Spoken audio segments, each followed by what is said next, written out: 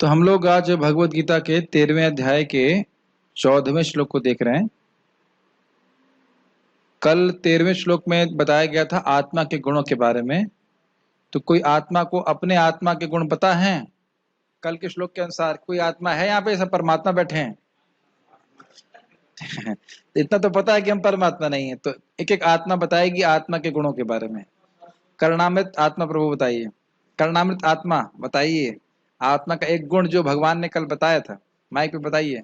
Something you remember from last श्लोक। श्लोक याद है? अनादि मत परम ब्रह्म न न सत तत् न असत उच्यते। ये गुण बताए थे। तो क्या क्या जरा बताइए। एक एक शब्द का अर्थ याद हुआ? किसी एक शब्द का याद अर्थ हुआ?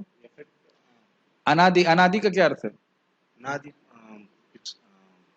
क्या बोलते हैं? Okay, may it is Hindi is difficult to you speak in English. अनादि मतलब? अनादि मतलब पिछले पहले पहले से पहले से ही है। ऐसा कोई समय नहीं है कि आत्मा कभी आई हो, कोई उसकी शुरुआत नहीं है और ना उसका कोई अंत है। और दूसरा क्या रहा? मत पर का अर्थ क्या है? सुनील प्रभु बताएंगे। जीव भगवान का दास है। कौन सा दास है? कब तक दास रहेगा? नित्य दास है दास। प्रभु। ठीक है। और ब्रह्म का अर्थ किसी को याद है? जीव के बारे में? यस, आत्मा। ब्रह्म का मतलब आत्मा है, लेकिन ब्रह्म का शब्द का अर्थ क्या बताया गया था? तो उसके 8 गुण होते हैं। हाँ, 8 महान गुण हैं। सत्य, संकल्प, विजर, विज्वर, और नहीं विज्वर नहीं, विजर और विमृत्यु इत्यादि। तो ये सब आत्मा के महान गुण हैं। आप लोग कुछ इसमें महान लगा था? बुढ़ा नहीं होना इसमें कुछ महान नहीं लग रहा आपको? हम नहीं हो रहे बुढ़े। हम का मतलब शरीर तो हो रहा है ना, हर चीज का क्षय हो रहा है, लेकिन आत्मा का कभी क्षय नहीं होता। ऐसी कौन सी वस्तु इस जगत में देखते हैं इसका क्षय ना हो रहा हो? सभी का क्षय हो रहा है। तो इस जगत से विलक्षण वस्तु है आत्मा। और क्या था? विजरा, विमृत्यु, कभी उसकी समाप्ति नहीं होती। और क्या था? सत्य संकल्प, सत्य काम। इस प्रकार से हमने गुण देखे, तो इसलिए इसको ब्रह्म कहा जा रहा है। ब्रह्म का अर्थ यह है निर्विशेष असीमित ब्रह्म की बात यहाँ पे नहीं थी। और सत का अर्थ क्या है? कार्य। और असत का अर्थ क्या है? कारण। तो आत्मा इन दोनों में से कौन सा है? कोई नहीं। दोनों में से। तो दो, ना सत है ना असत है, उससे परे। ये बात बोली थी। अब आज हम लोग 14वें श्लोक से जो कर रहे हैं, वहां पे भगवान के परमात्मा के गुणों का वर्णन होगा। आज एक भक्त ने मुझसे अभी थोड़ी देर पहले प्रश्न किया, मैं उसका उत्तर दे नहीं पाया, कि आपने बताया कि आत्मा का जो साइज है वो बाल के अग्र भाग का 10,000वां हिस्सा है, तो परमात्मा का साइज क्या है? क्या उत्तर होगा बताइए?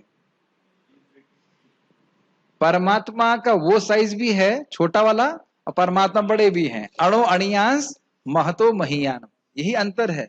जीव छोटा हो सकता है लेकिन जीव बड़ा नहीं हो सकता।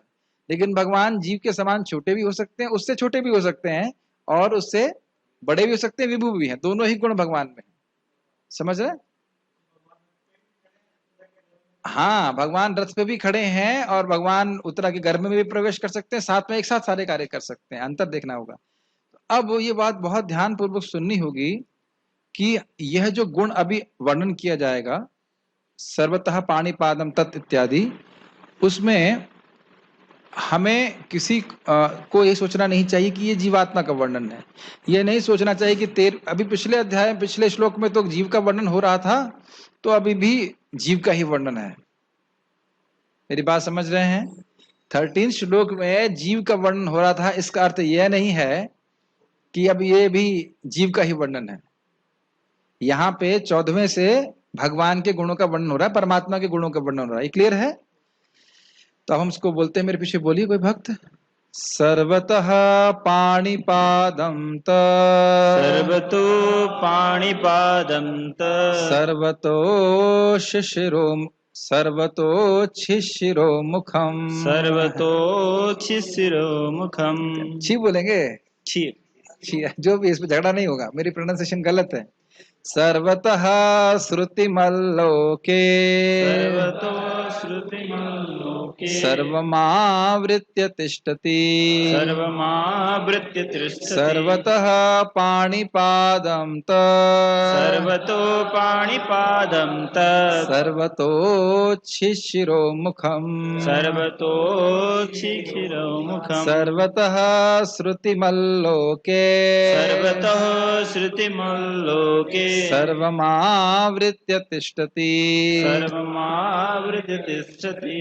बड़ा आसान अर्थ है, लेकिन आसान इसका गलत अर्थ लेना भी बहुत आसान है। सर्वतः पाणिपादम तत्, उसके पाणी अर्थ, और पाणी का मतलब होता है हाथ और पाद का मतलब होता है चरण, तो उसके हाथ और उसके चरण हर जगह हैं। उसकी अक्षि आंखें हर जगह हैं। शिरा उसका सर हर जगह है। उसका मुख हर जगह है। सर्वतः श्रुतिमत लोके, उस श्रुतिमत मतलब उसके कान इस संसार में हर जगह से सुनता है। सर्वमावृत्य तिष्ठति, सभी जगह वह बैठता है। वह कौन? परमात्मा। अब यहीं पे अगर आचार्यों की टीका न हो तो हम कहेंगे हाँ, ये जो ब्रह्म की बात हो रही थी उसी तत्व की बात कर रहे थे ना, जो सत सत और असत से परे है, वो तत्व तो वही है, मतलब आत्मा पे ही वही गुण लगा दिए। मेरी बात समझ रहे? कहाँ गलती करते हैं? अगर आचार्य की टीका नहीं हो तो हमको भ्रमित किया जा सकता है कि देखिए केवल अज्ञान में ही आप अपने इन गुणों को भूल गए हैं, आपके हाथ पांव सब जगह हैं, ऐसा व्याख्या की जा सकती है। और जिसको नहीं पता होगा वह सोच भी सकता है हाँ, केवल अज्ञान के कारण मैं जो है अणु हूं, मुझे ज्ञान हो जाएगा तो मुझे समझ में आ जाएगा कि मेरे हाथ पांव सब जगह हैं, मैं सब जगह बैठा हूं इत्यादि से। क्या ऐसी मायावादी लोग व्याख्या नहीं करते हैं? बिल्कुल करते हैं। और जो हम अभी व्याख्या करने वाले हैं वे व्याख्या बिल्कुल नहीं करते हैं, मायावादी लोग। तो यहाँ पे आप समझ रहे उसका अर्थ क्या है? भगवान के हाथ सब जगह हैं, भगवान के आंखें सब जगह हैं, उनके मुख सब जगह हैं, यानी कि ऐसा कोई स्थान नहीं है कि भगवान वहां पे व्यक्तिगत रूप से नहीं हो। इसके बहुत सारे एप्लीकेशन भी हैं। एक कि कोई व्यक्ति पाप कर रहा है तो ये नहीं कह सकता कि भगवान उसको नहीं देख रहे, और यह भी नहीं कह सकता कि भक्ति कर रहा है और दुनिया नहीं देख रही तो भगवान नहीं देख रहे। और बहुत सारे एप्लीकेशन है, लेकिन अभी हम भगवान के गुणों के बारे में, परमात्मा के गुणों के बारे में सुन रहे हैं। ठीक है, 1 सेकंड, आगे बढ़ते हैं। ये क्या परेशान कर रहा है मुझे, 1 मिनट। यस, आपके पास पढ़ने के लिए नहीं है, उसे लीजिए, पढ़िए। ये श्लोक सामने नहीं रहेगा तो समझ में नहीं आएगा, दे दीजिए। अनुवाद: उनके हाथ पांव आंखें सिर तथा मुंह तथा उनके कान सर्वत्र हैं। इस प्रकार परमात्मा सभी वस्तु में व्याप्त होकर अवस्थित हैं। लेकिन ये समझना चाहिए कि अगर हर जगह हैं तो उसका मतलब ये नहीं है कि उनका रूप नष्ट हो गया। जैसे उदाहरण प्रभुपाद जी देंगे, जैसे आप ये देखिए कि ये ट्यूबलाइट है, ट्यूबलाइट एक जगह है लेकिन उसकी लाइट इस रूम में हर जगह है, तो लाइट का रूप क्या है? क्या उत्तर हुआ? ट्यूबलाइट है, उसकी लाइट इस पूरे रूम में है, दिख रहा है, कोई उदाहरण दिया ही जा रहा है, तो इसकी लाइट का रूप क्या है? निराकार। यही धारणा हम लोग करते हैं कि अगर कोई वस्तु सर्वव्यापी है तो उसका कोई रूप नहीं है। परम पूज्य महाराज श्री राधा गोविंद महाराज जी से एक व्यक्ति झगड़ा कर रहे थे, एक नहीं 20 लोग झगड़ा करने आए। मुझे महाराज प्रवचन में कहते 21 लोग झगड़ा करने आए। आप कैसे कह सकते हैं कि जो निराकार धारणा करने वाले लोग हैं वो मूर्ख हैं? आप हम आपसे शास्त्रार्थ करेंगे? तो महाराज ने कहा, महाराज कह रहे थे मुझे थोड़ा दुख लग रहा था। एक्चुअली हुआ यह कि महाराज उस समय स्नान करने गए थे और लोग आकर के अन्य भक्तों से झगड़ा कर रहे थे, कैसे आपके महाराज जी बोल सकते हैं कि निराकार वाले जो हैं वो मूर्ख हैं, भगवान को निराकार करने वाले कहने वाले मूर्ख हैं। फिर महाराज आए, महाराज कह रहे थे मेरे को डर लग रहा था, क्या क्या करेंगे, क्या होगा। तो फिर जो भी है उन्होंने कहा हम शास्त्रार्थ करेंगे। तो महाराज कहेंगे कौन से शास्त्र से आप चर्चा करना चाहते हैं? तो उन्होंने कहा गीता से करते हैं। गीता से करिए, गीता से बात कर रहे हैं। तो महाराज बोले, महाराज कहे मैं बड़ा प्रसन्न हुआ, ये तो हमारे खेमे में आ गया भगवत गीता तो हमारे खेमे में आ गया। बोले अच्छा कौन सा श्लोक देखते? तो यही श्लोक देखे थे, सर्वमावृत्य तिष्ठति। तो अब कहें देखो, अब फिर अब श्लोक को देखिए। तो महाराज बोले कि पहले श्लोक का अर्थ क्या है? सर्वतः पाणी पादम तत्। तो वहां तो लिख रहे हैं ना, भगवान बोल रहे हैं ना कि उसके हाथ पांव सब जगह हैं। ये कहाँ लिख रहे हैं कि उसके हाथ पांव नहीं है? तो वह लोग एकदम चकित हो गए, ना सिर्फ हाथ पांव लिख रहे हैं आंखें हैं, सर है, मुख है, तो आप ये कैसे कह सकते हो कि परमात्मा निराकार है? तो वो बेचारे एकदम सन्न रह गए, अरे ये तो अर्थ हमने कभी सोचा ही नहीं। आप देख सकते हैं कितने अज्ञान में हैं, और ये लोग तथाकथित अपने को शास्त्रज्ञ जान रहे हैं। अब उनमें से एक व्यक्ति बोला, अरे तूने गीता का नाम क्यों लिया? वो जान नहीं रहे थे कि लोग तो गीता में एक्सपर्ट है। अब देखो, आप कोई टीका नहीं लीजिए, कुछ भी मत लीजिए, तो यह तो लिखा है ना पाणिपादम तत्, ये कैसे कह देंगे कि हाथ नहीं है, पांव नहीं? तो इस प्रकार से जो मुझे स्मरण आ रहा है, श्रील अद्वैताचार्य जी भी इसके अर्थ की, ऐसा कुछ था ना, यही श्लोक था जिसकी व्याख्या भक्तिपूर्वक नहीं कर पा रहे थे, तो उन्हें खाना खाना बंद कर दिया था। फिर महाप्रभु उनके स्वप्न में आते हैं और फिर उनको अंडरस्टैंडिंग दे सकते हैं। सोचो जी कितना गंभीर है भगवत गीता। कुछ लोग कहते हैं शिशु शास्त्र है, बच्चों का शास्त्र है। अब बताइए, अद्वैताचार्य तो सबसे सर्वश्रेष्ठ वैष्णव थे, तो प्रॉपर अंडरस्टैंडिंग है। तो अब इस प्रकार से देखेंगे कि भगवान सब जगह व्याप्त हैं, उनमें कोई भौतिक धारणा नहीं लगानी चाहिए कि आप एक पेपर को काटेंगे तो फिर उसका जो ओरिजिनल पेपर है वो खत्म हो जाएगा, ऐसा नहीं है। भगवान अपनी जगह स्थित होते हुए भी सब जगह व्याप्त हैं, और व्याप्त मतलब केवल शक्ति रूप से व्याप्त नहीं है, स्वयं भी वह उसमें अभिनिविष्ट है। अभिनिविष्ट नहीं कहना चाहिए, प्रविष्ट है, प्रविष्ट है। समझ में आ रहा है? यह नहीं सोचना चाहिए कि भगवान केवल शक्ति के रूप, मात्र रूप में व्याप्त हैं, शक्तिमान के रूप में भी, परमात्मा के रूप में वहां पे बैठे हैं। इसलिए शब्द है तिष्ठति। तिष्ठति शब्द क्या कहते हैं उसको? एक वचन में है कि बहुवचन में? इतना भी संस्कृत नहीं जानते, बहुवचन में लिखा है। माता जी, तिष्ठति क्या है? तिष्ठति एक वचन है, बहुवचन है? जानबूझ के मैं गलत बोला था, बहुवचन नहीं है, एक वचन, यानी कि एक कृष्ण, एक कृष्ण सभी जगह व्याप्त है। तिष्ठति होता है ना, तिष्ठति, तिष्ठतः, तिष्ठन्ति, याद आ रहा है ना? बहुत ध्यान देना है। तिष्ठति मतलब एक भगवान सब जगह, सर्वतः पाणिपादम, तो एक जीव के बारे में बोल रहे हैं। आप यह नहीं कह सकते हो कि यह जीवों पे घटित हो रहा है। भाई मैं यहां बैठा हूं, आप वहां बैठे हैं कि नहीं? तो क्या बोला जाएगा? वयम, क्या बोलेंगे उसको? हम सब लोग बैठे हैं, क्या बोला जाएगा?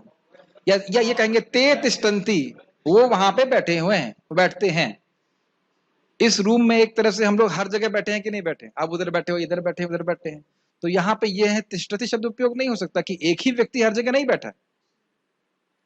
आज ये भी प्रश्न किया गया था, मेरे जो हृदय में परमात्मा है वही परमात्मा आपके हृदय में है क्या? क्या उत्तर होगा? हाँ, ये एकदम स्पष्ट लिखा है, हर जगह आवृत, सर्वम आवृत्य तिष्ठति, वो एक ही परमात्मा सभी के हृदय में है। समझ में आ रहा है कि नहीं? और उसको धारण दिया जाता है कि जैसे सूर्य है और वह विभिन्न पानी के, क्या कहेंगे, मटकों में प्रतिबिंबित हो, तो एक ही सूर्य है और वह सभी मटकों में प्रतिबिंबित है। समझ में आ रहा है? आज का श्लोक तो समझ में आ रहा होगा। तिष्ठन्ति हो ही नहीं सकता। तिष्ठन्ति हो गया तो मतलब अलग अलग लोग अलग अलग जगह बैठे। जैसे यहाँ पे कहेंगे कि ते तिष्ठन्ति, ते भक्ता तिष्ठन्ति, वे भक्त यहाँ बैठे हैं या बैठते हैं। लेकिन ये तो गलत होगा ना कि ते भक्ता तिष्ठति, ये तो गलत हो जाएगा ना।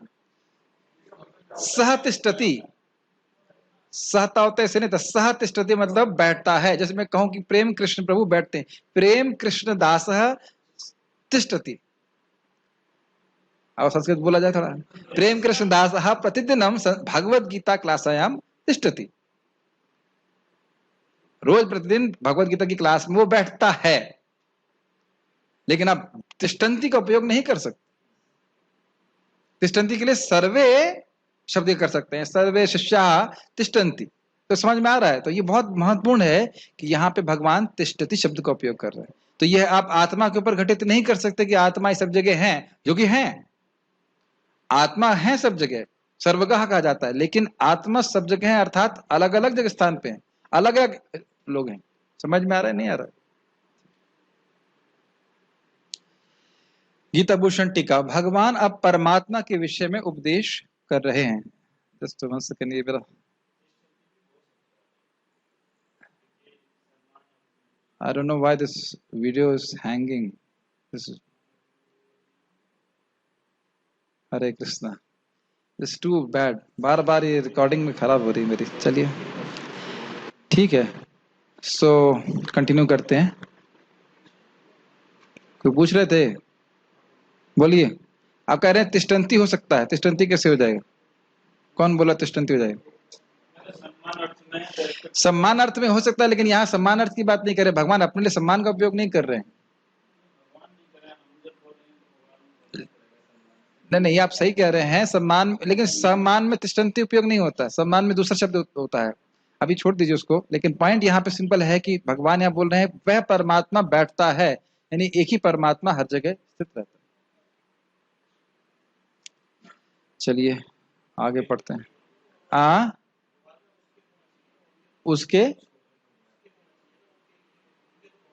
अरे वो वहां तो उनका और उसकी बात कर रहे हैं, वो तो भगवान परमात्मा की बात कर रहे हैं।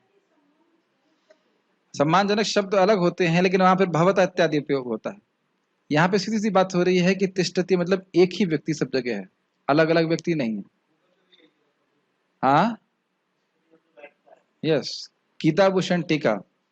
भगवान अब परमात्मा के विषय में उपदेश कर रहे हैं। तत् शब्द परमात्मा को इंगित करता है। उनके हाथ और पांव हर जगह हैं। अर्थ स्पष्ट है कि यह श्लोक व्यष्टि जीवों पर घटित नहीं हो सकता। व्यष्टि में समझ रहे हैं? व्यष्टि मतलब समष्टि व्यष्टि। हाँ, व्यष्टि मतलब व्यक्तिगत जीवों पे घटित नहीं हो सकता। स्पष्ट है, अब तो स्पष्ट है, इसमें कोई डाउट है? ये भगवान के ऊपर घटित हो रहा है। तात्पर्य, जिस प्रकार सूर्य अपनी अनंत रश्मियों को विकीर्ण करके स्थित है, उसी प्रकार परमात्मा ये भगवान भी हैं। वे अपने सर्वव्यापी रूप में स्थित रहते हैं और उनमें आदि शिक्षक ब्रह्मा से लेकर छोटी सी चींट तक के सारे जीव स्थित हैं। स्पष्ट है, मुझे समझाना नहीं है। भगवान हर जगह हैं, भगवान हर जगह हैं और हर वस्तु भगवान में है।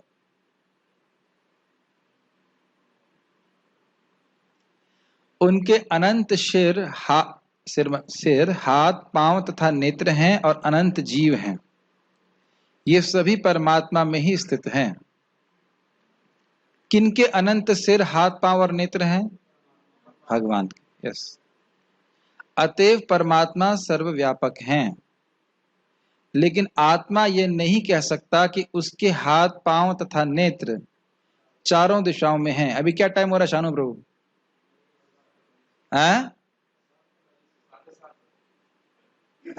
पीछे देखना पड़ा ना। अब ये नहीं कह सकते कि आपकी आंखें पीछे भी लगी हैं। कोई नहीं कह सकता, isn't it? नहीं कह सकते ना। इस पे एक छोटा सा पास टाइम है कि भगवान कृष्ण जब युद्ध कर रहे थे भीष्म पितामह के साथ, और जब उस दिन व्रत लिया था कि आज मैं इनको अस्त्र उठवा के ही मानूंगा, तो भगवान कृष्ण ने यह देख लिया कि अर्जुन को आज पसीना आ रहा है। तो आप ये प्रश्न कर सकते हैं कि भाई सारथी तो आगे देख रहा है, उसको रथ बचाना है, तो पीछे कैसे देख लेगा? तो समझ में आया, भगवान तो पीछे भी देख सकते हैं। सब कुछ इंद्रियाणी सारी उनकी अन्य इंद्रियों कार्य कर सकती हैं। तो अपने मुकुट से भी देख सकते हैं, अपने सर से भी, सब जगह से देख सकते हैं। ठीक है, समझ में आ रहा? सब जगह उनकी आंखें। यह संभव नहीं है कि जीव हर दिशा में रहे। यदि वह अज्ञान के कारण यह सोचता है कि उसे इसका ज्ञान नहीं है कि उसके हाथ तथा पैर चतुर्दिक प्रसारित हैं, किंतु समुचित ज्ञान होने पर ऐसी स्थिति में आ जाएगा तो उसका सोचना उल्टा है। इसका अर्थ यही होता है कि प्रकृति द्वारा बद्ध होने के कारण आत्मा परम नहीं है। परमात्मा आत्मा से भिन्न है। परमात्मा अपना हाथ असीम दूरी तक फैला सकता है। पहले इससे हम आगे जाएं, इसको क्लियर कर लेते हैं। ये लाइन समझ में आई? जो मैं आप लोगों को प्रवचन की शुरुआत में बोल रहा था कि कुछ लोग ये व्याख्या करते हैं कि हम लोग इस समय अज्ञान में हैं और इस कारण से हम समझ नहीं रहे हैं कि हमारी आंखें सब जगह हैं या हमारे हाथ सब जगह हैं। ये प्रभुपाद समझा रहे हैं कि नहीं? ऐसा आप नहीं कह सकते। क्यों नहीं कह सकते? यदि ये कहा जाए कि मैं पहले भगवान था और माया ने मुझे पकड़ लिया, इस कारण से मैं भूल गया कि मैं भगवान हूं, ये इनका लॉजिक है, इनका आर्गुमेंट है। तो यदि आपको ज्ञान हो जाएगा कि आप भगवान हैं तो माया आपको छोड़ देगी। अब ये प्रश्न ये होना चाहिए इस आर्ग्यूमेंट पे कि जब आप भगवान थे, सर्वशक्तिमान थे, तो आपको तब माया ने पकड़ लिया, अब माया क्यों छोड़ेगी आपको? क्यों छोड़ देगी बताइए? इस समय आप बद्धावस्था में हैं, कमजोर हैं, तो माया क्यों छोड़ेगी? भगवान कभी भी माया से प्रभावित नहीं हो सकते, ये उनकी by definition is like that. तो यह कभी भी नहीं सोचना चाहिए। इसको हम कई बार सुनेंगे भगवत गीता में। क्यों इस बात को बोल रहे हैं प्रभुपाद जी? क्योंकि निर्विशेषवाद का जहर भारत में और पूरे विश्व में हर जगह फैला हुआ है। एक एग्जाम्पल मैं लौकिक दूंगा। आप में से जो लोग भी कर्मी जीवन से आए हैं, बचपन से तो कोई भक्ति शायद नहीं कर रहा है, हम सब ने, एटलीस्ट मैंने भी देखा, मैट्रिक्स पिक्चर देखी थी मैंने, और उसमें भी मैट्रिक्स नाम, अब पिक्चर देखने मत लग जाना, लेकिन एक मैट्रिक्स नाम की पिक्चर थी और उसकी फिलॉसफी ये थी, एक हीरो था, वो हीरो अपने आप को एक नॉर्मल व्यक्ति मानता है, और फिर कुछ लोग आते हैं और कहते हैं आपको केवल सोचना है कि यू आर द वन। तो मैं जब उस वक्त पिक्चर देखी थी तब तो समझ में नहीं आया कि क्या बोल रहे हैं, क्या फिलॉसफी है। बाद में समझ में आया कि अरे भाई, यहाँ पे भी निर्विशेष शून्यवाद लगा पड़ा है। और उसकी 3 सीक्वल बने और अंत में क्या हुआ, वो किसी विलन से मिल जाता है, ऐसा कुछ होता है, उसके बाद उसकी अस्तित्व है वो समाप्त हो जाता है। मतलब शुरुआत में निर्विशेषवाद कि आपको बस केवल याद करना है कि आप भगवान हैं, और एंडिंग कहां पे हुई? शून्यवाद, जीरो बन गए। मैं देख रहा था कि पिक्चरों तक में ये भावना, ये फिलॉसफी प्रवेश की हुई है, निर्विशेष शून्यवादी। आप देखेंगे, हमने देखा नहीं, एक बार कभी एक झलक देखी थी, ये जो कृष्णा सीरियल बनाया गया है उसमें भगवान कैसे आते हैं देखा है आपने? उसमें लाइट आती है, लाइट से बच्चा आ गया, इसको कृष्ण कह दिए। तो इसीलिए भागवत सुनना चाहिए किस प्रकार से कृष्ण से लाइट आती है, लाइट से कृष्ण नहीं आते। समझ रहे हैं? इसीलिए प्रभुपाद बार बार इस बात को बोल रहे हैं, निर्विशेषवाद का खंडन कर रहे हैं, और ये बहुत महत्वपूर्ण है। ठीक है? तो ईश्वर एक व्यक्ति है और वह प्रसन्न होते हैं जब हम इस प्रकार की फिलॉसफी की चर्चा करते हैं। ध्यान दीजिएगा, नारद जी की उक्ति आप सुन चुकी हो कि अभी सुना नहीं, शायद आगे सुनेंगे, हम लोग चर्चा करेंगे कि वह सिद्धांत या फिलॉसफी जो कृष्ण को संतुष्ट नहीं करता है वो व्यर्थ है। तो ये सिद्धांत सुनना जरूरी है ताकि हम समझ सकें कि कृष्ण एक व्यक्ति है, और ये इसकी बहुत गंभीर एप्लीकेशन है। प्रायः हम सोचते हैं कि हमारी सेवाओं को कोई देख रहा है क्या, सोचते ही हैं, लेकिन जिसको देखना है वह देख ही रहा है। Make sense? नहीं समझ भाई? जिसको देखना है वाकई वह देख रहा है। गुरु महाराज ने कह दिया ये करना है 16 माला, अब दुनिया का कोई व्यक्ति देख रहा है या नहीं देख रहा है, लेकिन और उसके देखने से कुछ होता भी नहीं है। जिन लोग को हम दिखाना चाहते हैं उन लोगों के देखने से कुछ नहीं होता है। क्या बात है, समझ रहे हैं आप? और जिसको दिखाना है वह देख ही रहा है। वह मतलब कौन? भगवान। ये समझिए आध्यात्मिक प्रगति का इक्वेशन क्या है। गुरु के माध्यम से, प्रामाणिक गुरु हमको जो वचन बोल रहे हैं कि 16 माला जप करो, 4 नियम का पालन करो, तो ये भगवान की आज्ञा है। पहले तो ये क्लियर समझ लेना चाहिए। आचार्य माम विजानीयाम ना अवमानित करे चित्र। प्रभुपाद जी के आचार्य की ये बात है, ये कॉन्ट्रैक्ट है, सीधे भगवान से कॉन्ट्रैक्ट है, ये समझना चाहिए। अगर आप पूछे भगवान को कि भगवान मैं कैसे भगवान का धाम जाऊंगा, तो कहेंगे 16 माला जप, 4 नियम का पालन। ये भावना रहनी चाहिए। Is not an ordinary person. तो ये बात समझना चाहिए। अच्छा, दूसरा चीज ये है, मैं क्या बात क्यों बोल रहा था, हाँ, अब जब आप प्रभुपाद जी की, गुरु महाराज की आज्ञा का पालन कर रहे हैं, तो अब गुरु महाराज जी आपके सामने बैठे हों या ना बैठे हों, इससे कोई मतलब नहीं। आपको जो आज्ञा प्राप्त है, हमको जो आज्ञा प्राप्त है, उसका पालन कर रहे हैं, तो कृष्ण स्वयं हृदय में बैठे रहते हैं और देखते हैं हाँ ये सेवा कर रहा है, जैसे गुरु ने बताया है और फिर वह ज्ञान प्रकट कर देते हैं। समझ में आ रहा है सारी इक्वेशंस? ये मैं नहीं बोल रहा हूं, ये स्वयं भगवान कृष्ण की उक्ति है कि जब मैं देखता हूं, युधिष्ठिर महाराज से कहते हैं, जब मैं देखता हूं कि कोई व्यक्ति अपने गुरु की आज्ञा का ठीक ठीक पालन कर रहा है, अच्छे से पालन कर रहा है, तो मैं प्रसन्न होकर सारा दिव्य ज्ञान हृदय में प्रकाशित करता हूं। समझ में आ रहा है सारी बातें? ये बहुत जादुई चीज है। गुरु महाराज आपको जाने या ना जाने, आपका नाम भी जाने या ना जाने, महत्वपूर्ण नहीं है। हमारे गुरु महाराज के बारे में सुना, he does not like that disciples want personal attention, ऐसा सुना है मैंने। एक शिक्षा दी जा रही है और उस शिक्षा को करने से भगवान स्वयं देख रहे हैं आप।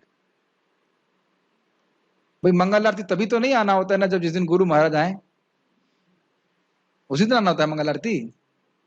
ये जब करने बैठे, हाँ गुरु महाराज आए थे, हरे कृष्ण हरे कृष्ण। फसली भक्त, फसली साधु नहीं बनना है।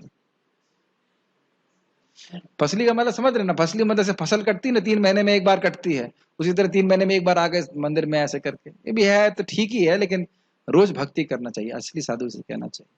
तो ये बहुत इंपॉर्टेंट बात है कि भगवान के सारा सब कुछ पता रहता है, हम क्या कर रहे हैं, क्यों कर रहे हैं, सब कुछ पता रहता है। परमात्मा अपना हाथ असीम दूरी तक फैला सकता है, किंतु आत्मा ऐसा नहीं कर सकता।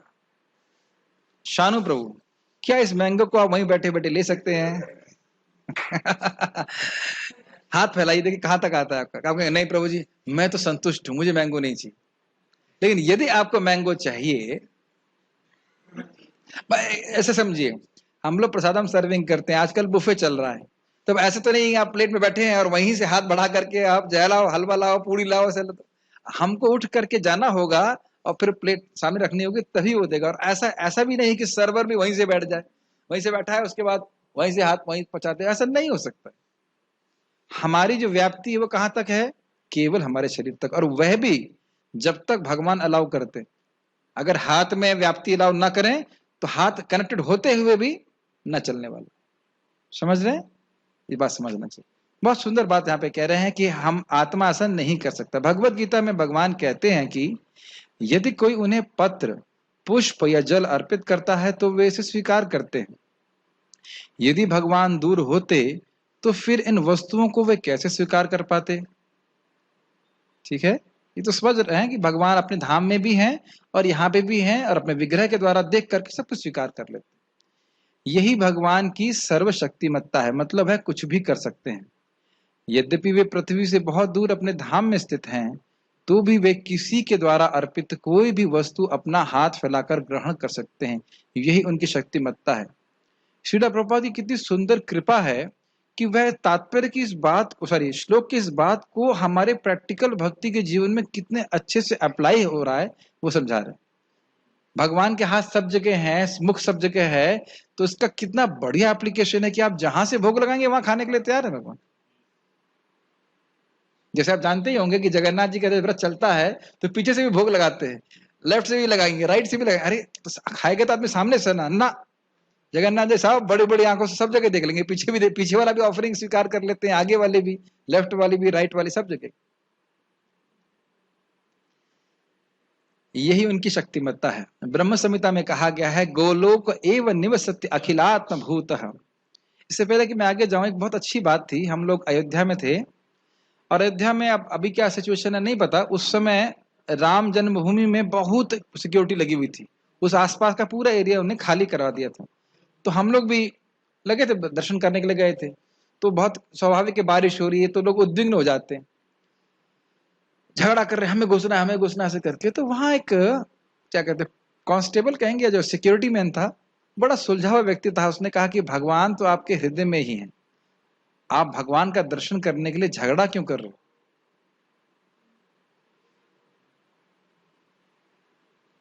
अरे हवलदार भी भारत का ऐसा बोल सकता है? ये भारत की महिमा है। उसने कितना गीता पढ़ा है पता नहीं, लेकिन उसने सुना जरूर होगा। सही बात है। नहीं, आतुरता एक अलग चीज है, लेकिन फाइटिंग करना यह तो कोई उचित नहीं बात है ना। चलिए खैर जो भी है, गोलोक एव निवसति अखिलात्म भूतः। यद्यपि वे अपने दिव्य लोक में लीला रत रहते हैं, फिर भी वे सर्वव्यापी हैं। अब इस संबंध में कुछ बहुत बात भी और कहना चाहूंगा। भगवान की भौम लीला चलती रहती है कि नहीं? और भगवान की गोलोक में लीला भी चलती रहती है। तब ये कैसे होता है भाई? अगर यशोदा मैया गोलोक में है तो फिर यहाँ कौन सी यशोदा मैया है जो भूम लीला में प्रकट होती है? क्या वो डुप्लीकेट है? क्या वो डुप्लीकेट यशोदा मैया है? ना। जिस प्रकार से भगवान कृष्ण अपने आप को हर जगह विस्तारित कर सकते हैं, ऐसे ही उनके पार्षद भी अपने आप को विस्तारित कर सकते हैं। एक ही समय में वो गोलोक में भी हैं और एक ही समय में यहाँ पे भी अप्रकट लीला में भी। एक और अभी आपको और माइंड स्पिन कराता हूँ आपको। आप सबने सुना होगा कि जय और विजय का पतन हुआ था, वो हिरण्यक्ष और हिरण्यकशिपु बने थे। यस, सुना होगा। लेकिन अब इसका रेफरेंस है मेरे पास, तो जय विजय का केवल एक अंश इस जगत में आया था। जय और विजय का केवल एक अंश यहाँ पे आया था। उसका प्रमाण दिया जा रहा है कि जब समुद्र मंथन हो रहा था, उसके बाद ये मोहिनी मूर्ति वगैरह होते हैं तो ये लोग युद्ध करने आते हैं। उसमें जय विजय भी युद्ध कर रहे थे असुरों के खिलाफ। और अभी क्या नाम है, बलि महाराज के समय में हुआ था ना ये, तो उसके बाद भी तो ये आए हैं ये लोग। क्या नाम है इनका? अरे भाई, हिरण्याक्ष नहीं, हिरण्यकशिपु हिरण्याक्ष तो पहले नहीं चले गए, उसके बाद ये आए ना ये लोग। अरे नेक्स्ट बर्थ क्या था उनका? कुंभकर्ण इत्यादि आए इसके बाद। तो बड़ा आश्चर्य की बात।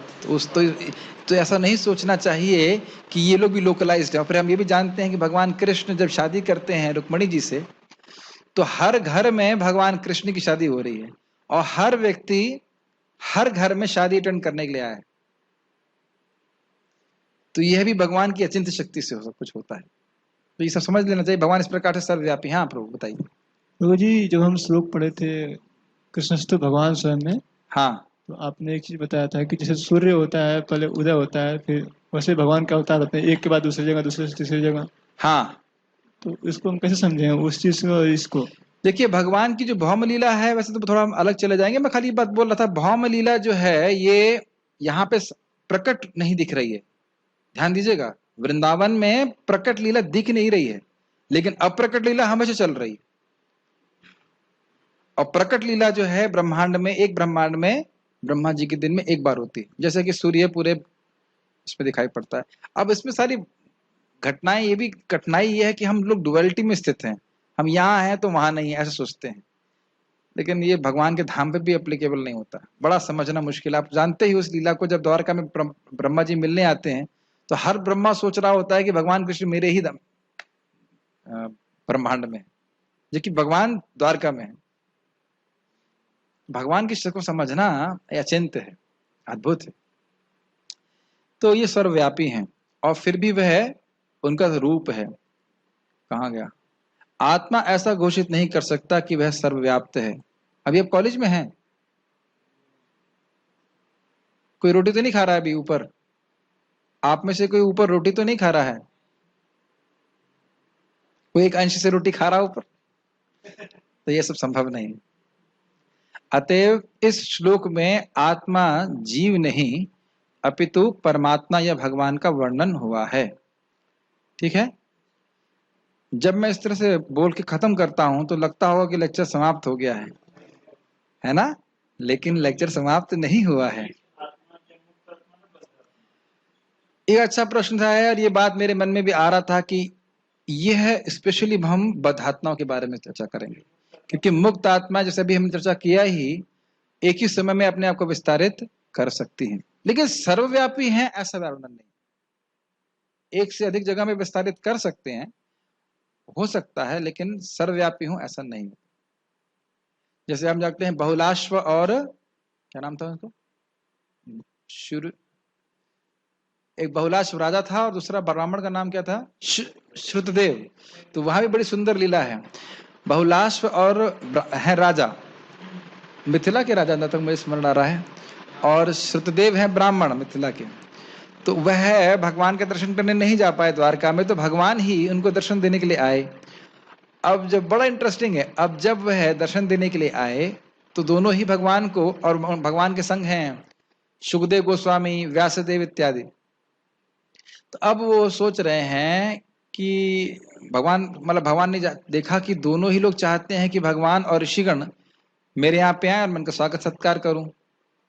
तो भगवान अब देखिए क्या करते हैं, भगवान अपने आप को विस्तारित करते हैं, तो जो ब्राह्मण हैं वो ये देख रहे हैं कि भगवान मेरे यहाँ आए, और वो ये देख रहे हैं कि राजा रो रहा है, जा रहा है अकेला, और राजा ये देख रहा है कि भगवान और ऋषिगण मेरे यहाँ आए और श्रुतदेव ब्राह्मण रो रहा है अकेला जाकर, अरे मेरे पास नहीं है।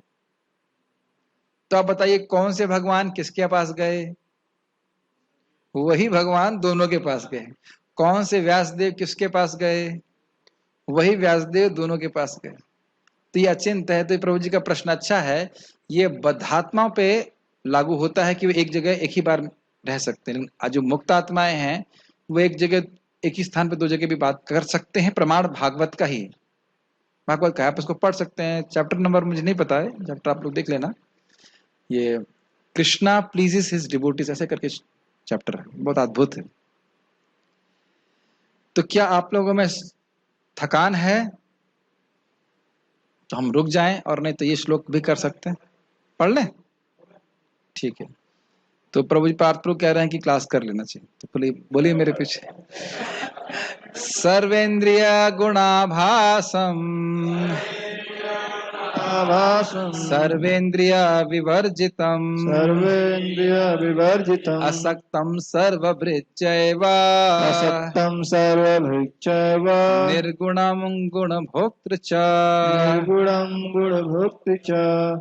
सर्वेंद्रिय गुणाभासम, बहुत सुंदर अर्थ है।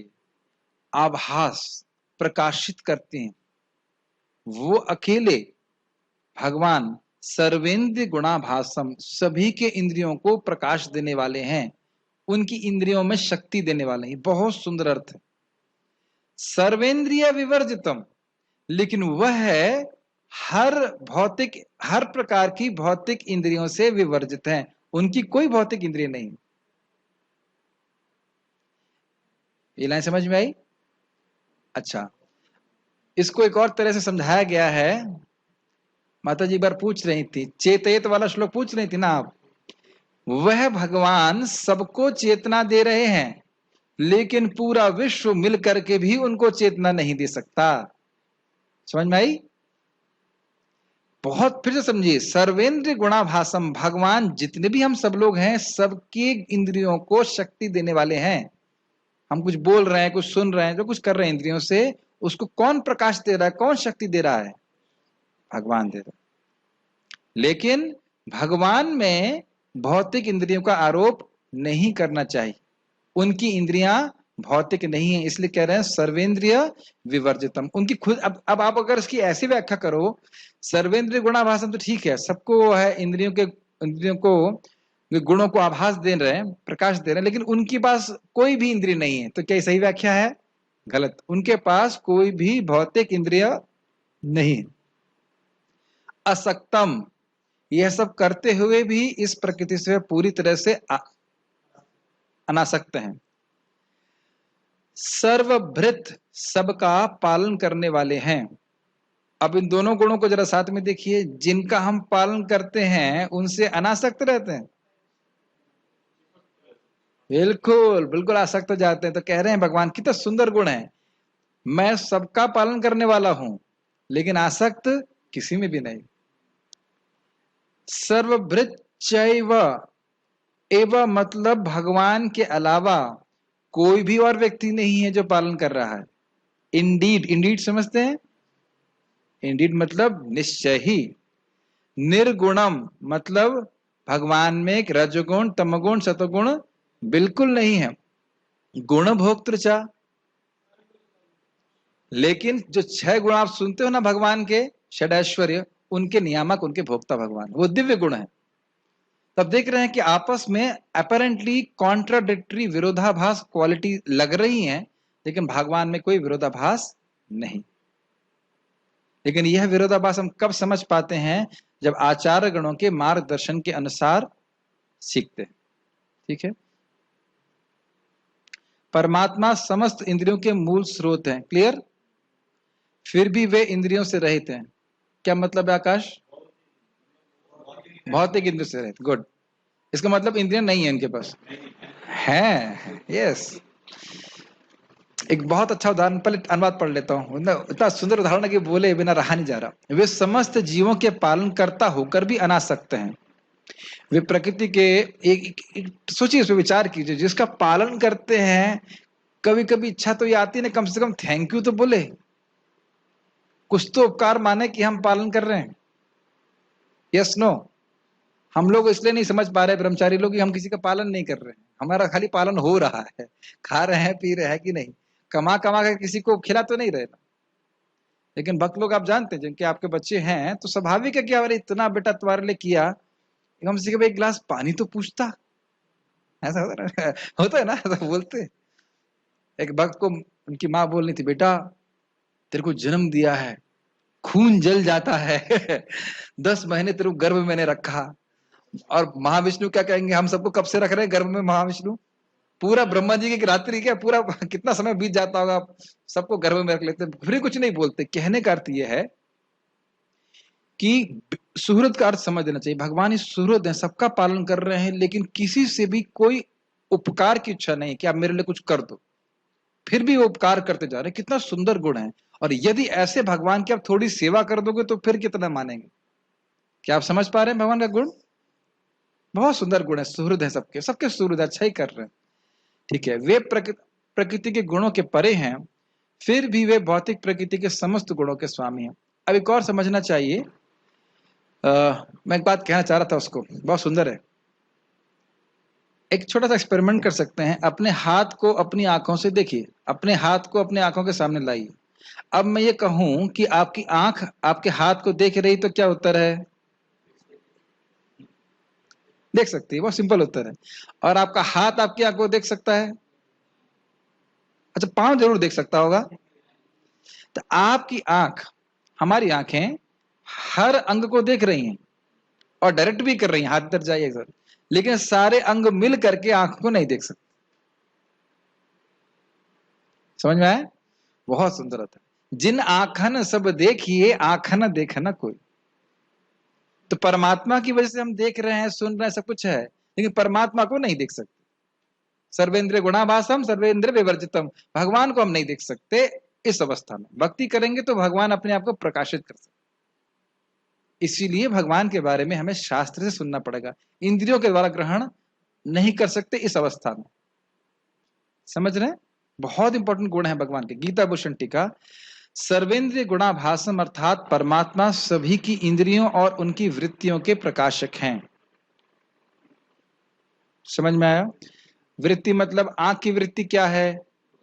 देखना। कान की वृत्ति, अभी आपने जो प्रश्न किया वो कहां से उपजा? मन से या बुद्धि से? ये वृत्ति कहां से आई?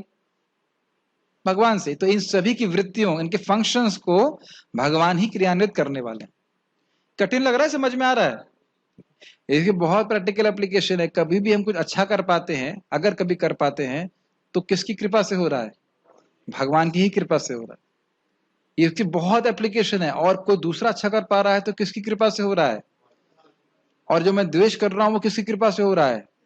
वो मेरी कृपा से हो रहा है। यार ये क्यों कर रहा है अच्छा, ये क्यों अच्छा कर रहा है? अरे भाई, वो उसको भगवान शक्ति दे रहे हैं, मैं कुछ कर पा रहा हूं तो भगवान मुझको उतनी शक्ति दे रहे। समझ में आई बात? आप आज देख रहे थे महाराज प्रवचन कर रहे थे और महाराज कितना मजाक बना रहे थे। ये भाई भक्ति में 10 प्रवृत्ति होती है, 10 निवृत्ति होती है। हाँ भाई, उसका नाम लेके कहाँ सुना था तुमने? और किताब में पढ़ा था। उसको ये पता नहीं कि कल महाराज पढ़ाए थे इसको। एकदम स्पष्ट पूछ रहे कहाँ पढ़ाया था, कहीं यहाँ क्लास में पढ़ाया था कि नहीं पढ़ाया था। तो यह भी स्थिति है व्यक्ति को, उसको ये इतना भी याद नहीं रह रहा है कि कल क्लास में क्या पढ़ाया है। और मैं देखा, बगल में देखा एक वो प्रेमांजन प्रभु, वो धड़ाधड़ जो है भक्ति रसामृत सिंधु के संस्कृत के श्लोक बोल रहे। मैं ऊंच नीच की बात नहीं कर रहा हूं, बस उस भक्त को अभी उतनी शक्ति नहीं प्रदान कर रहे भगवान, और दूसरे भक्त को प्रदान कर रहे हैं। Make sense? सर्वेंद्रिय विवर्जितम अर्थात भगवान ऐसी इंद्रियों से रहित हैं जो उनके स्वरूप से भिन्न हैं। बहुत सुंदर डेफिनेशन, बहुत गंभीरता से सुनिए इसका अर्थ क्या है। हमारी आंख मुझसे अलग है या नहीं है? मेरी आंख मुझसे अलग है कि नहीं? आप समझ में आ रहा है? मेरा कान, प्रभुपाद प्रचार करते ना, ये क्या है? तुम्हारी मेरी नाक। ये क्या है? मेरे कान। ये क्या है? मेरी आंख। तुम कौन हो? क्योंकि मैं अपनी इंद्रियों से और शरीर से भिन्न हूं, इसलिए यह प्रश्न मुझ पे किया जा सकता है और ये करना चाहिए। क्या बातें समझ में आ रही? लेकिन भगवान की आंख और भगवान में क्या भेद है? कुछ भी नहीं। भगवान का शरीर नहीं होता है, भगवान का स्वरूप होता है। शरीर मतलब एक प्रकार का आवरण। साहिल प्रभु, शरीर का मतलब क्या होता है? आवरण। जैसे आपकी उत्तरी इस समय आपके ऊपर एक प्रकार का आवरण है कि नहीं? आपकी उत्तरी आपसे अलग है कि नहीं? आप उत्तरी हैं, समझ में आया? लेकिन भगवान यानी कि ये हमारा स्वरूप नहीं है, ये हमारा शरीर है। और हमारा भी नहीं है, ये शरीर है जिसमें हम हैं, हमारा भी नहीं कह सकते। क्या ये सब बातें समझ में आती हैं? लेकिन भगवान का शरीर होता है क्या? ना। भगवान की आंखें, भगवान का कान, भगवान का जो कुछ भी है उनको उनका स्वरूप है और वह भगवान से अभिन्न है। ठीक है। बद्ध अवस्था में जीव का स्वरूप उनकी इंद्रियों से भिन्न होता है। इसमें क्या स्पेशल लगा आपको? बद्ध अवस्था। मुक्तावस्था में भी वही गुण जो भगवान के हैं वो जीव को भी प्राप्त होते हैं, उसका स्वरूप प्राप्त हो जाता है, वह स्वरूप जीव से अभिन्न होता है। वहां ये मत सोचिएगा कि आत्मा है और स्वरूप के अंदर है और उसके अंदर ना, ऐसा नहीं सोचना चाहिए। वो जो शरीर है वह स्वयं आत्मा है, स्वरूप है उसका। मतलब जिस भाव में जीव सेवा करना चाहता है, मान लो मैं रसगुल्ले के रूप में कृष्ण की सेवा करना चाहता हूँ शाश्वत रूप से, ये मेरा स्वरूप है, तो मेरा स्वरूप ही रसगुल्ले का है। लेकिन ऐसा नहीं कि मैं हमेशा रसगुल्ले के रूप में रहूंगा। अगर मुझे चाहिए कि मैं व्यक्ति के रूप में सेवा करूं तो व्यक्ति के रूप में भी सेवा कर सकता हूं। जैसे चक्र, भगवान विष्णु का चक्र है, वो चक्र तो है लेकिन वो व्यक्ति भी है। अगर उनका इच्छा होगी कि मैं चामर ढलाऊं तो तुरंत व्यक्ति बन जाएंगे और वो चामर ढलाएंगे, और फिर अगर चक्र बनना हो तो चक्र भी बन जाएंगे। अब ये सब बातें लोगों को अजीब सी लगती होंगी, लेकिन ये श्रद्धा से स्वीकार करना चाहिए, शास्त्र के वचन। ये जो लिमिटेशन है ये सब मटेरियल वर्ल्ड में है, आध्यात्मिक जगत में ऐसा नहीं है।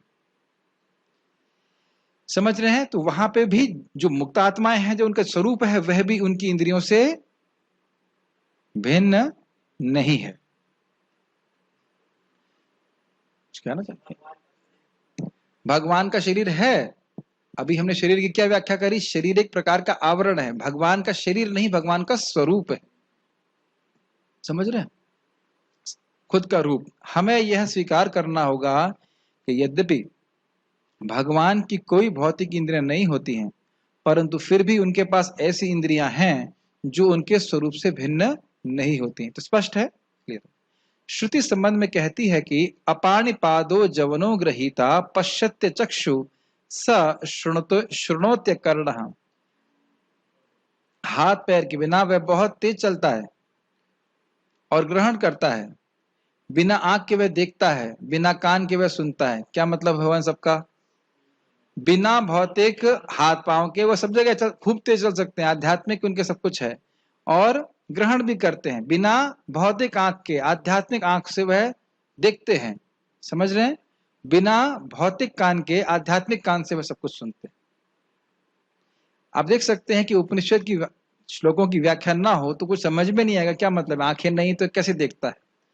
श्रील जीव गोस्वामी भगवत संदर्भ अनुच्छेद 22 में कहते हैं, यदात्मको भगवान तदात्मिका व्यक्ति ही किमात्मको भगवान ज्ञानात्मक ऐश्वर्यात्मक।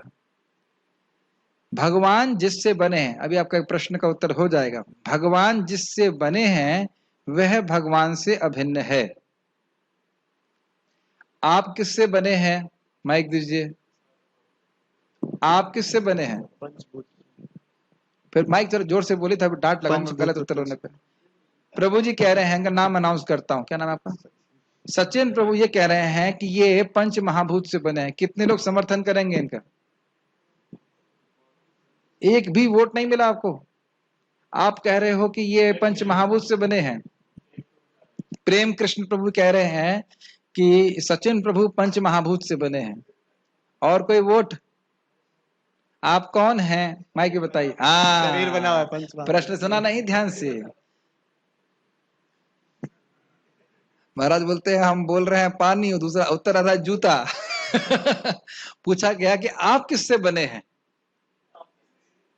हम शरीर ही हैं। वाह, फिर तो सांप सीढ़ी वाला गेम हो गया कि पूरा 0 से पढ़ा रहे हैं, 1 पे पहुंचे, 98 पहुंचे, फिर सांप ने मार दिया, फिर 2 पे आ गए।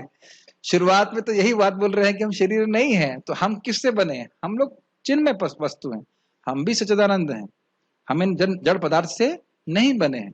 तो भगवान भी सच्चिद आनंदमय है, और वो वस्तुएं भगवान की अगर वैसे कहा जाए तो भगवान से अभिन्न है, ये बात बोली जा रही है। हमारा शरीर हमसे भिन्न है। आ रहा होगा, धीरे धीरे तो आ ही रहा होगा। इतने दिन से प्रसाद खा रहे हैं, अब तो बुद्धि शुद्ध हो गई होगी। ठीक है। भगवान किससे बने हैं? तो कह रहे हैं भगवान ज्ञानात्मक, ऐश्वर्यात्मक और शक्त्यात्मक है। मतलब भगवान का स्वरूप ही ज्ञानमय है। क्या हमारा ये जो शरीर है ये ज्ञानमय है? नहीं है। अब समझ, बिल्कुल आसानी समझ में आता है। क्या हमारा शरीर ऐश्वर्यात्मक है? क्या ऐश्वर्य है? कुछ भी नहीं है। ठीक है ना। और कहने प्रभु जी हम तो बड़े सुंदर लगते हैं। अच्छा अच्छा, और हल्का सा स्किन हल्की सी निकाल दीजिए तो फिर कोई छूना भी नहीं चाहेगा। और शक्त्यात्मक मतलब भगवान के स्वरूप में ही सारी शक्तियां निहित हैं। क्या हमारे इस शरीर में सारी शक्ति निहित है?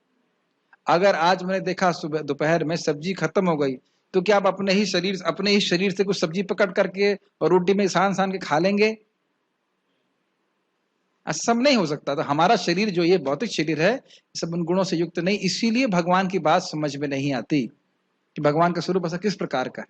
ठीक है।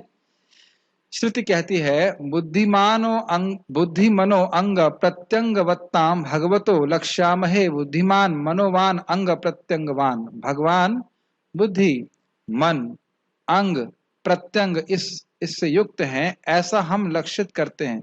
उनके पास बुद्धि मन अंग प्रत्यंग हैं, लेकिन वह कैसे हैं? कैसे हैं? दिव्य हैं, आध्यात्मिक है। ये सारी व्याख्या, ये सारा कोटेशन दिए जा रहे हैं। तो ये नहीं कहे कि अरे भाई तुम लोग तो भावों को स्वीकार करते हो ना। उपनिषद की बात से हम स्वीकार कर रहे हैं कि ये भगवान का स्वरूप है। ठीक है। सर्वभृत अर्थात वे सभी तत्वों के धारक हैं, परंतु असक्तम अर्थात उनसे स्पर्श से रहित हैं, क्योंकि अपनी इच्छा मात्र से वे सबको धारण करते हैं। ये लाइन समझ में आ रही है? आप इसको वहां से पकड़िए 7वें अध्याय में, रसोहम अपुसु कौन्तेय। तो उसमें क्या व्याख्या की गई थी? आपको मैंने सृष्टि तत्व में बताया था कि जल की उत्पत्ति कैसे होती है। जल का आधार क्या है? रस। याद आ रहा है कि नहीं? और रस को निकाल दें तो जल की सत्ता समाप्त हो जाती है। पृथ्वी से गंध को निकाल दीजिए तो पृथ्वी की सत्ता समाप्त हो जाती है। तो वह रस कौन है? भगवान। भगवान इच्छा मात्र से उस रस को धारण किए, जिसकी वजह से सारे तत्व धारण किए हुए हैं। तो इस प्रकार से सभी का पालन कर रहे हैं। धारण समझ रहे हैं? जैसे हम सब लोग पृथ्वी पे धारण किए जा रहे हैं।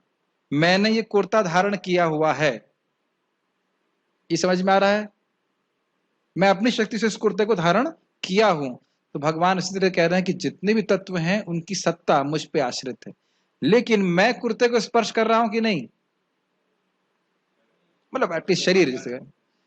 लेकिन भगवान कह रहे हैं कि ना, मैं धारण तो किया हूं लेकिन आसक्त नहीं हूं, क्योंकि अपनी इच्छा मात्र से किया हूं।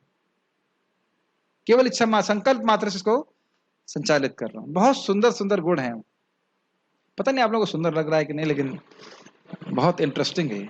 निर्गुणम अर्थात वे भौतिक गुणों से रहित हैं। इसको कोटेशन दिया गया है, साक्षी चेतः केवलो निर्गुणश्च। वे साक्षी हैं, चेतना है और भौतिक गुणों से रहित हैं। ये समझ में आ गया होगा? नहीं, साक्षी है मतलब सब कुछ देख रहे हैं क्या हो रहा है। चेतना है मतलब चैतन्य है। ऐसे सीसीटीवी की तरह नहीं दिख रहे हैं। ऐसे मान लो उसमें 2 आंखें दिख रही ना हमारे कैमरे की, लेकिन उस कैमरे की 2 आंखें होते हुए भी, साक्षी होते हुए भी, कैमरा साक्षी है कि नहीं पार्थ प्रभु? लेकिन क्या वो चैतन्य है? नहीं। बेचारा, आप बेचारा भी नहीं कह सकते उसको, क्योंकि बेचारा एक व्यक्ति है। कैमरे को आप बेचारा भी, तो कैमरे को आप कुछ भी दिखाएंगे ना, उसे अच्छा लगेगा ना बुरा लगेगा, कुछ भी नहीं। जैसे जब वो एक्सीडेंट हुआ था अभी हमारे घास की मशीन का, तो उस समय आप भी थे ना, तो आप भी घबरा गए थे, और उसको देख करके भक्त भी घबरा रहे हैं, लेकिन कैमरे को कोई घबराहट नहीं। क्या जड़ वस्तु है और भौतिक गुणों से रहित हैं। तो हम लोग चर्चा कर चुके हैं। श्वेताश्वतर उपनिषद की व्याख्या, गुण भोक्तृ अर्थात वे भौतिक गुणों के द्वारा कभी भी स्पष्ट नहीं होते हैं, परंतु वे सद्गुणों यानी षड ऐश्वर्यों के नियामक और भोक्ता हैं। अपने ही आंतरिक आध्यात्मिक शक्ति को में भगवान आनंद लेते हैं, उनको भौतिक शक्ति के भोग से कोई भी प्रयोजन नहीं है। नियामक हैं लेकिन उसमें एंजॉयमेंट, रमण वह नहीं करते। ये सब बातें समझ में आ रही हैं कि कठिन हो रहा है? वैसे तो मुझे लगता है ये सब बातें सुनी हुई हैं, खाली याद दिला रहा हूं। भगवान प्रकृति के भोग नहीं करते हैं, नियमन करते हैं लेकिन भोग नहीं करते। वह तो अपनी अंतरंगा शक्ति के आस्वादन में ही रहते हैं, इसलिए उनको आत्मराम भी कहा जाता है। अपने अपने आत्मा में ही रमण करते हैं। तो जो षड ऐश्वर्य गुण हैं, जो आप जानते ही हो, पूर्ण यश, पूर्ण ज्ञान इत्यादि, वो सब भगवान के गुण हैं, उनमें ही भगवान प्रसन्न रहते हैं। ठीक है। तात्पर्य, यद्यपि परमेश्वर समस्त जीवों की समस्त इंद्रियों के स्रोत हैं, फिर भी जीवों की तरह उनकी भौतिक इंद्रियां नहीं होती। स्पष्ट है। वास्तव में जीवों में आध्यात्मिक इंद्रियां होती हैं, लेकिन बद्ध जीवन में वे भौतिक तत्वों से आच्छादित रहती हैं। अतएव इंद्रिय कार्यों का प्राकट्य पदार्थ द्वारा होता है। ये लाइनें समझ में आ रही हैं? हमारे स्वरूप है, स्वरूप में हमारी आध्यात्मिक इंद्रियां हैं जो हमारे स्वरूप से अभिन्न है। लेकिन इस समय जो हमारी इंद्रियां हैं, जो हम देख रहे हैं ना, हाथ पांव, ये एक प्रकार का आवरण है, ढक गया है। जैसे अब ऐसे मान के चलिए कि ये मेरा हाथ है, अब हाथ के ऊपर ये कुर्ते का भी तो हाथ है, तो यह कुर्ते का हाथ मेरे हाथ के ऊपर एक आवरण है। Make sense? यस। परमेश्वर की इंद्रियां इस तरह आच्छादित नहीं रहती, उनके ऊपर भौतिक प्रकृति कभी कार्य नहीं कर सकती। उनकी इंद्रियां दिव्य होती हैं, अतएव निर्गुण कहलाती हैं। अब तो स्पष्ट है, उसमें व्याख्या की आवश्यकता नहीं है। गुण का अर्थ है भौतिक गुण, लेकिन उनकी इंद्रियां भौतिक आवरण से रहित होती हैं। यह समझ लेना चाहिए कि उनकी इंद्रियां हमारी इंद्रियों जैसी नहीं होती हैं।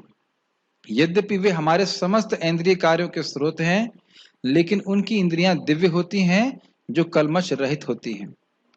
हमारी इंद्रियां जब भोगों में लगती हैं तो हमारा मन दूषित हो जाता है, लेकिन भगवान सबको भोग करवा रहे हैं, उन्हें कोई इसमें कलमश उनके मन में नहीं आता।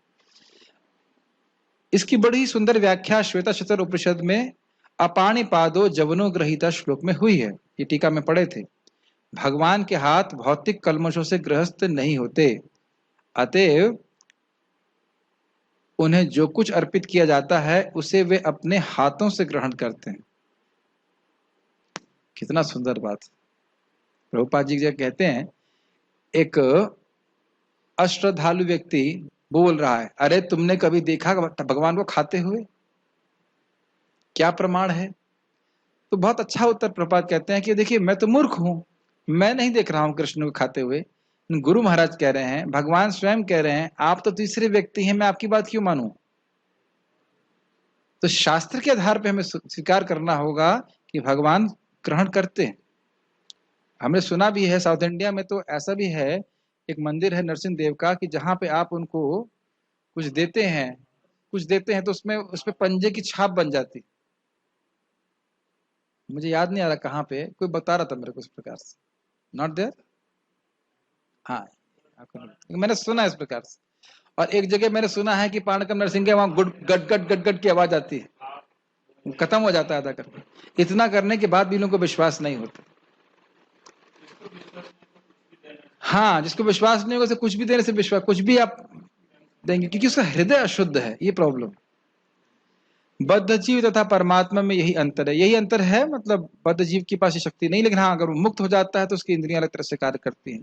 उनके भौतिक नेत्र नहीं होते, फिर भी उनके नेत्र होते हैं, अन्यथा वे कैसे देख सकते? ये सब व्याख्या हो चुकी है। ये सब कुछ देखते हैं, भूत, वर्तमान तथा भविष्य। वे जीवों के हृदय में वास करते हैं और वे जानते हैं कि भूतकाल में हमने क्या किया, अब क्या कर रहे हैं और भविष्य में क्या होने वाला है। इसमें बहुत अच्छी बातें मैंने सुना था। ये एक बात यह है कि कई बार हम सोचते हैं ये हमारे संग क्यों हो रहा है। अब भगवान आपको बोलने वाले नहीं है, लेकिन उनको एग्जैक्टली पता है कि वो क्यों हो रहा है। और कभी वो गलती नहीं करते, कभी मिस्टेक नहीं करते। क्या हमारा अप्रारब्ध है, उसके अनुसार हमें क्या भोगना चाहिए, एग्जैक्टली कितना दुख मिलना चाहिए, वो सब एकदम सही टाइम पे, सही समय पे सब कुछ देते हैं। दूसरा, ये तो नेगेटिव बात बोल रहा हूं, पॉजिटिव, आप भक्ति कर रहे हो, हरे कृष्णा कर रहे हो, तो उसका फल मिलके ही रहेगा। क्यों? क्योंकि ये फल, इसके जो उपासना कर रहे हैं, भगवान की उपासना कर रहे हैं।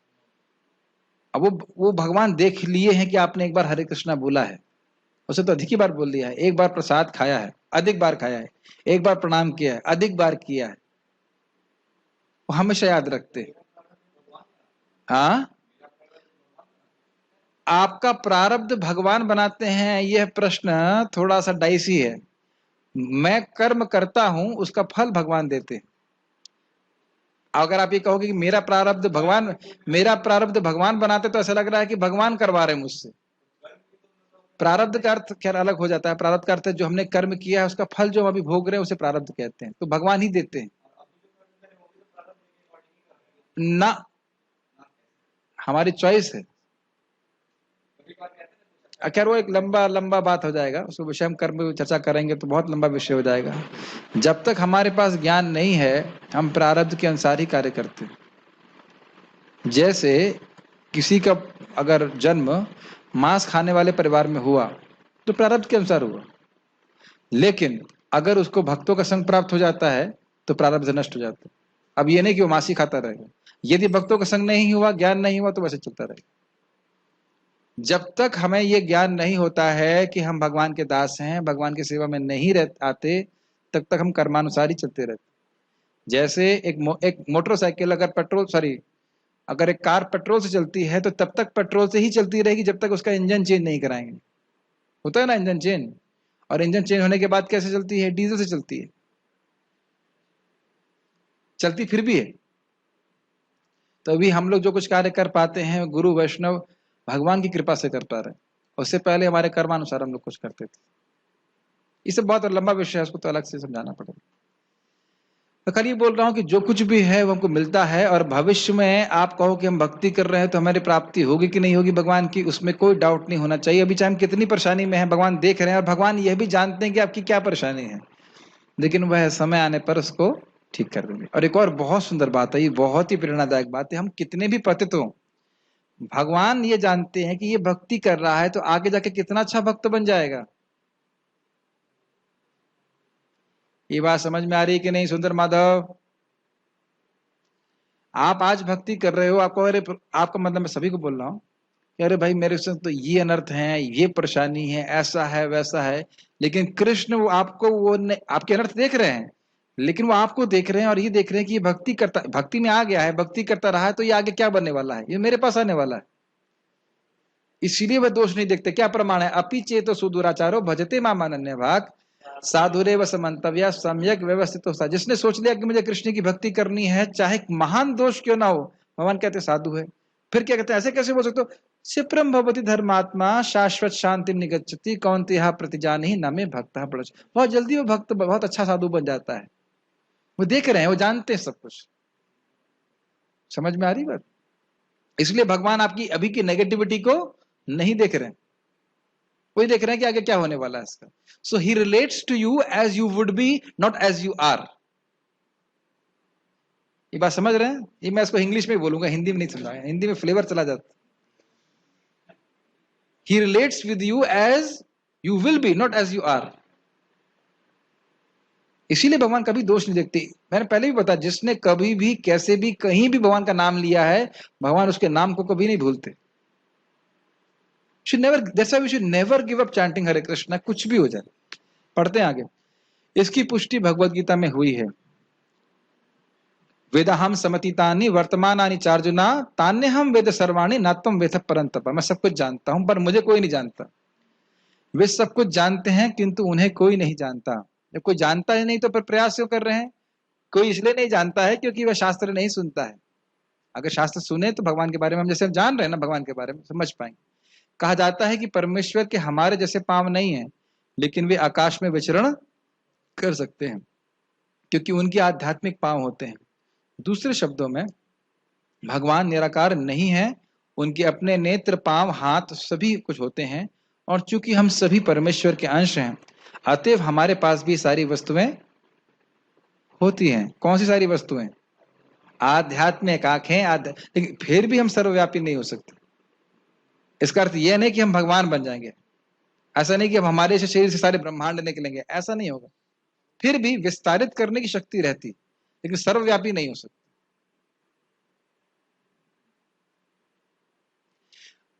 लेकिन उनके हाथ पांव नेत्र तथा अन्य इंद्रियां प्रकृति द्वारा कल्मशग्रस्त नहीं होती। इसका अर्थ क्या है कि जीव के आध्यात्मिक इंद्रियां हैं, लेकिन संभावना है कि वह भौतिक कल्मश से ग्रस्त हो जाए, भौतिक जगत में पतित हो जाए, लेकिन भगवान के धाम जाने के बाद नहीं। भगवत गीता से भी पुष्टि होती है कि जब भगवान प्रकट होते हैं तो वे अपनी अंतरंगा शक्ति से यथारूप में प्रकट होते हैं। वे भौतिक शक्ति द्वारा कल्मशग्रस्त नहीं होते, क्योंकि वे भौतिक शक्ति के स्वामी हैं। क्या श्लोक है प्रभुपाद, क्या बोल रहे हैं इसमें?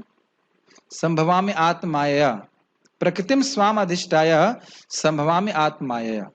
अपनी प्रकृति में अधिष्ठित होकर के मैं स्वयं अपने स्वरूप को प्रकट करता हूं। वैदिक साहित्य से हमें पता चलता है कि उनका सारा शरीर आध्यात्मिक है। ईश्वरः परम कृष्णा सच्चिदानंद विग्रह अनादिरादिर गोविंद सर्व कारण कारण। उनका अपना नित्य स्वरूप होता है जो सच्चिदानंद विग्रह है, शरीर नहीं है। क्या नहीं है? शरीर नहीं है। शरीर क्या होता है? आवरण होता है। उस प्रकार का आवरण नहीं है, भगवान अपना स्वरूप प्रकट करते हैं। वे समस्त ऐश्वर्य से पूर्ण हैं, वे सारी संपत्ति के स्वामी हैं और सारी शक्ति के स्वामी हैं। अब आप ये बताइए, जो जीव गोस्वामी पाद की टीका थी वो प्रभुपाद रखे हैं कि नहीं रखे हैं? आप बोल दीजिए कि नहीं रखे। आपको दिख रहा है कि नहीं, ये बताइए। अभी पूछा गया था ना भगवान किससे बने हैं, तो बोले ऐश्वर्यात्मक, शक्त्यात्मक, ज्ञानात्मक। लिखा है कि नहीं लिखा, बताइए। अब वो अलग बात है कि हम उसको देख नहीं पा रहे। अब समझ में आ रहा है कि प्रभुपाद ये बात क्यों कह रहे हैं, किससे बने हैं भगवान। ये अगर बोला जाए तो ये बात बोला जाए। जैसे मैं कहूं सूर्य किससे बना है, तो आप क्या कहेंगे? अग्नि से बना है। तो अग्नि से बना है, इसका अर्थ है कि सूर्य का कोई स्वरूप नहीं है? क्या उत्तर है? अग्नि से बना है, उनका पूरा वो तेजोमय है और उनका स्वरूप भी आप जानते हो, एक व्यक्ति है, विवस्वान उनका नाम है, उनका शरीर पूरा तेजस्वी है, तेजोमय है। समझ रहे हैं बात को? उसी तरह भगवान ऐश्वर्यात्मक, ज्ञानात्मक, शक्त्यात्मक हैं। वे सर्वाधिक बुद्धिमान तथा ज्ञान से पूर्ण हैं। वे भगवान, ये भगवान के कुछ लक्षण हैं। वे समस्त जीवों के पालक हैं और सारी गतिविधि के साक्षी हैं। ये भी पढ़ लिया था ना, साक्षी, चेतना, और क्या था एक और तो निर्गुणश्च। जहां तक वैदिक साहित्य से समझा जा रहा है सकता है, परमेश्वर सदैव दिव्य हैं।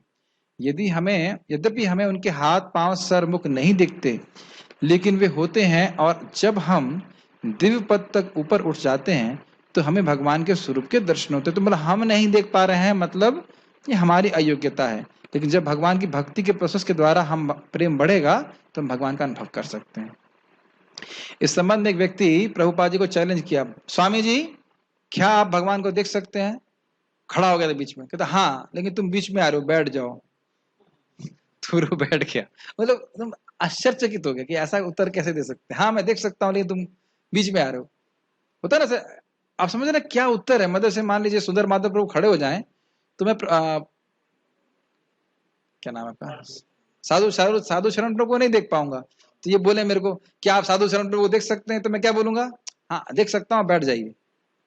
इतना क्या प्रभुपाद क्या कॉन्फिडेंस था, isn't it amazing? हम नहीं बोल सकते ऐसे, साक्षात कृष्ण को देख रहे हैं। Amazing, isn't it? कभी सोचिए इस पे। पास्ट टाइम तो आपने कई बार सुना होगा ये, लेकिन ये कितने आश्चर्य की बात। और ऐसे आज मेरे विचार आ रहा था प्रभुपाद जी के, जब डिसअपियरेंस पे बात हो रही थी, डिसअपियरेंस नहीं, जलदूत से जाने की।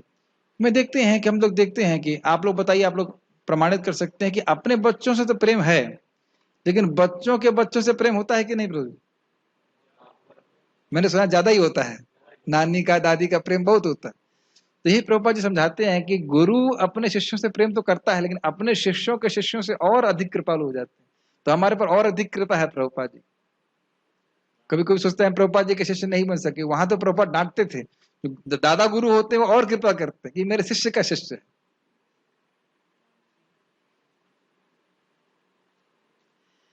कल्मशग्रस्त इंद्रियों के कारण हम उनके स्वरूप को देख नहीं पाते। मैं ये बात क्यों बोलने लग गया था? हम बस खाली बात कर रहे थे कि प्रभुपाद इस प्रकार से देख पाते हैं, महान आचार्य हैं जो भगवान का साक्षात दर्शन कर रहे हैं, उनका अनुगत्य हमको प्राप्त है। ये हम खाली बात बोल रहे थे, इस बात पे बोलने लग गया था। कल्मशग्रस्त इंद्रियों के कारण हम उनके स्वरूप को देख नहीं पाते। जैसे हम भगवान को मंदिर में देखते हैं, भगवान की कृपा है और भगवान का विग्रह भगवान से भिन्न है, लेकिन जैसे जैसे हमारी इंद्रियां शुद्ध होती जाएंगी भगवान के उसी रूप के असीमित माधुर्य का अनुभव कर पाएंगे। बस हमें इंद्रियों को शुद्ध करना है, अब कितना भी समय लगे। अतएव निर्विशेषवादी भगवान को नहीं समझ सकते क्योंकि वे भौतिक दृष्टि से प्रभावित होते हैं। इस लाइन को समझा के हम रुकेंगे। निर्विशेषवादी भगवान को समझ नहीं सकते तो समझ में आ रहा है, लेकिन कभी समझेंगे भी नहीं, क्योंकि पहले से ही धारणा कर ली है कि ईश्वर निराकार है। तो भगवान तो कह रहे हैं ठीक, तुम ये चाहते हो तो फिर मैं निराकार ही रहूंगा। और वह कभी भी शुद्ध भक्ति के पथ को नहीं स्वीकार करेंगे जिसके द्वारा भगवान प्रसन्न होकर के अपने स्वरूप को उनको प्रकट करें। इसीलिए जो निर्विशेष धारणा है ये जहर है। अगर हमने पहले सोच लिया कि निराकार है तो बस प्रयास ही नहीं करेंगे और सही प्रयास नहीं करेंगे। किस सही भावना से मैं भगवान की भक्ति ठीक प्रकार से करके भगवान को प्रसन्न करूं ताकि भगवान अपने स्वरूप को प्रकट करें। इसीलिए सिद्धांत सुनना बहुत जरूरी है ताकि हमारे कंसेप्शन ठीक रहे कि हम किस लिए भक्ति कर रहे हैं, क्यों कर रहे हैं, क्या कर रहे हैं। Make sense? मैं जरा प्रश्न देख लेता हूं अगर किसी भक्त का जूम पे कोई प्रश्न है। ओके, एक दो प्रश्न है, उसको हम देख के रुक जाएंगे। पार्षद स्वयं अपने आप को विस्तारित करते हैं या भगवान उन्हें विस्तारित करते हैं किसी लीला में? अब वो कैसे होता है इसको तो हम नहीं जानते, लेकिन जैसे अब हम समझ रहे हैं कि भगवान कृष्ण की शादी होनी थी और हर व्यक्ति का द्वारका में प्राय वात्सल्य भाव था, तो भगवान उसको अपने आप को विस्तारित कर दिए। अब जब भगवान से मिलूंगा तो आपके प्रश्न को पूछ लूंगा कि भगवान आप अपने आप, भगवान तो अपने आप ही करते हैं, अन्य पार्षद अपने आप करते हैं कि नहीं करते उसकी जानकारी मुझे नहीं, लेकिन ये बात समझ लेना चाहिए कि जो कुछ भी होता है भगवान की शक्ति से ही होता है, अपने से हमारे पास कोई शक्ति नहीं होती।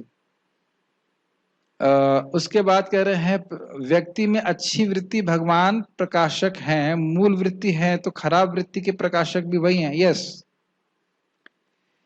हिरण्यकशिपु जब नरसिंहदेव को देखता है तो वह कन्विंस है कि मैं इनसे लड़ करके इनको मार दूंगा, इनको हरा दूंगा। ये प्रेरणा कौन दे रहा है? नरसिंहदेव ही दे रहे हैं। आप कहेंगे वह क्यों दे रहे हैं? क्योंकि उसके कर्म ऐसे थे। तो आप ये जानते ही हो, मत्तः स्मृतिर ज्ञानम अपोहनम च। इसका वैसे तो हम व्याख्या तभी करेंगे जब होगा व्याख्या, लेकिन बहुत बड़ी व्याख्या है। मैं भोगना चाहता हूं तो भगवान बुद्धि देंगे ऐसे भोगो, और मैं अगर कृष्ण का स्मरण करना चाहता हूं तो कृष्ण बुद्धि देंगे कि हाँ से स्मरण करो। समझ में आ रहे हैं?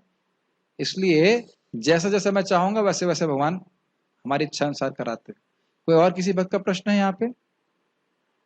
Okay, so will stop here. Shrimad Bhagavad Gita की जय। श्रील प्रभुपाद की।